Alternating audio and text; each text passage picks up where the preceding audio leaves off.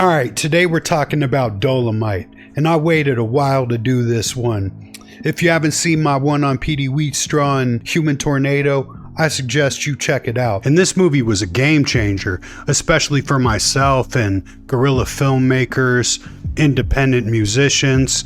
I took his blueprint for the grind and applied it for my own trade. And that's why I wanted to get to know him on a personal level, because I wanted to learn. Everything that he had to teach, I was here to learn. And he was very generous with his time, so I'm quite thankful for that. That's why I'll always love Rudy, because he actually took the time out to explain to me the things that I wanted to learn. But this is one of the most influential movies of all time. It's like a public safety announcement warning the world that Rudy Ray Moore is the deadliest man alive. This movie opens up with Dolemite getting sprung out of jail because apparently the police need his help. I understand you know some of the people we suspect, and we feel there are policemen mixed up in it. Now, I told you the job was dangerous, and you could lose your life. The plot of the movie makes zero sense. So the warden just decides one day on a whim to let him out of prison and go free just to seek revenge on the guy that killed his nephew. I mean, I think that's what the plot's about. I don't even know if it really has a plot. I mean, I'm not even really sure what this movie's about, and I literally have it tattooed on my arm. I even have a signed Dolemite vinyl. Something about stolen money, drugs, corrupt politicians, and a rival pimp named Willie Green. Well, goodbye, boy. You're off to a long, long vacation. I got your boy hanging. You no business born insecure junkyard motherfucker! But let's be honest, you're not here for the story. You're here for Rudy Ray Moore doing terrible kung fu moves while pimping hoes and cracking jokes. Rudy Ray Moore is a force of nature. That guy is just one of the most entertaining human beings that ever walked this earth. The dude's got swag for days. Every line that comes out of his mouth is like a pimp haiku. The motherfucker rhymes everything he says. That's a talent of its own. And he always has this perpetual scowl on his face, like he's judging you as you speak.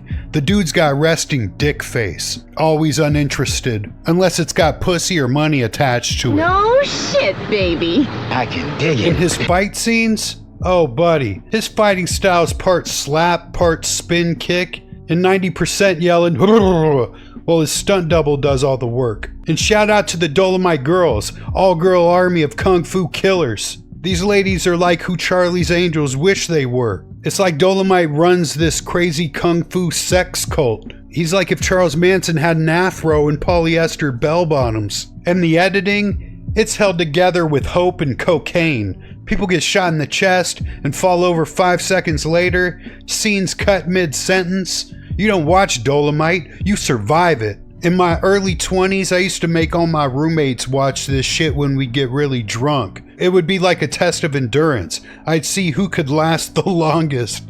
And let's talk production value, or complete lack thereof. Dolemite's the cinematic equivalent of a car held together with duct tape. The boom mic makes more appearances than half the cast. You can make a drinking game every time it dips in the frame, and you'd be dead 30 minutes in. And the fight choreography is hilarious. Dolemite throws a spinning kick that misses by 2 feet, and somehow the guy still gets knocked out like he got hit by a truck. In the ADR, people say lines with their backs turned, mouth closed. I'm cut loose, bro. This is my last one. And facing the wrong direction. It's like the audio got slapped together during a 3-day crack binge in someone's garage.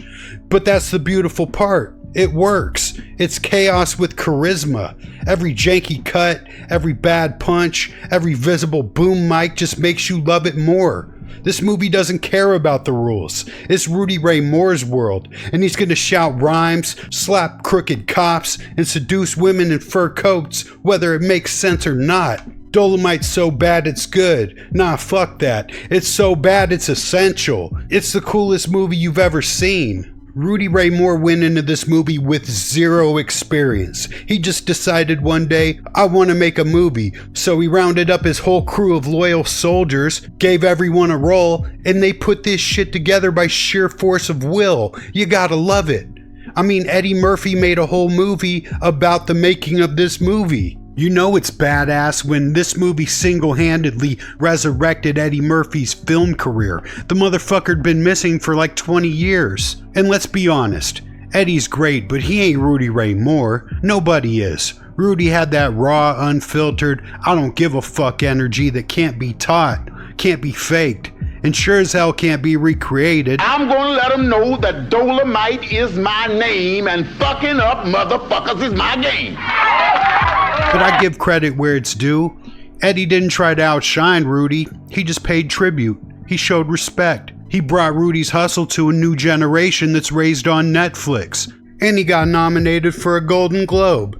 And an Oscar. Who'd have fucking thought Rudy Ray Moore would be at the Golden Globes and Oscars? That biopic wasn't just a movie, it's a love letter to the grind, to the underdogs who made art with no money, no permits, and no clue what they're doing, and absolutely no fucks, but they did it anyways. And that's what makes Dolemite more than just a bad, good movie. It's a blueprint for independent cinema. It's punk rock with polyester and kung fu. And that's why I rocked with Rudy. I was such a big fan because he just did it all on his own. The motherfucker created the independent blueprint grind. In that same blueprint, other cats like Too Short, Esham, shit, even the Ghetto Boys, they used that and they built careers off of that. Rudy Ray Moore was the founding father. Dolemite was like a cultural detonation. Rudy Ray Moore created a character so outrageous, so full of filthy poetry, that it carved a space in the cinema where there hadn't been one. He didn't wait for permission. He just did it. Rudy was essentially doing indie guerrilla filmmaking before it had a cool name.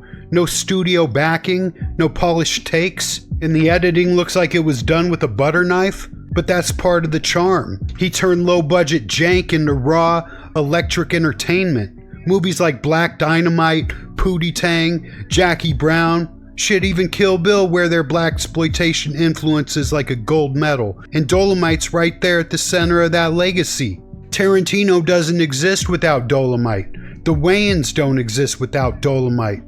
Even one of the best lines in Nothing But a G Thing, pimpin' hoes and clocking a grip like my name was Dolemite.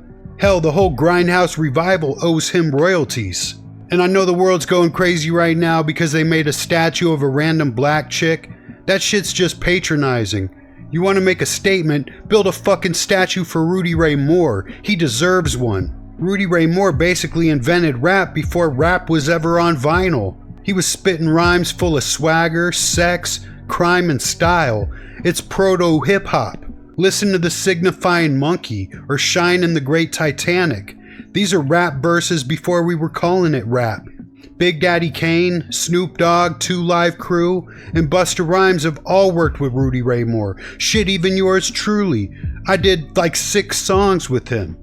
I was actually the last guy to ever work with him. Rudy was the godfather of rap.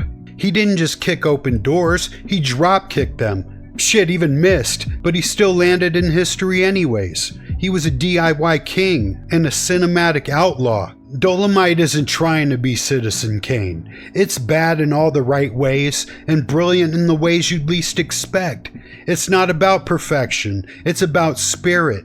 And it's about doing what nobody said you could and doing it your way. Rudy created a character so loud, so ridiculous, it's unforgettable. And it left fingerprints all over American culture. If you've never seen Dolemite, fix that shit. Pour a drink, screw your wig on tight, and put on some Dolemite. And if you've seen my reviews about Human Tornado and P.D. Wheatstraw, you know that Rudy was my homeboy. I got to know him before he died, and he was an amazing dude. So, in each video, I give a little bit of an Easter egg or something from the personal vaults. Rudy Ray Moore for the longest time was my voice message. When people would call me, he would be the voicemail. Yes, this is Dolemite.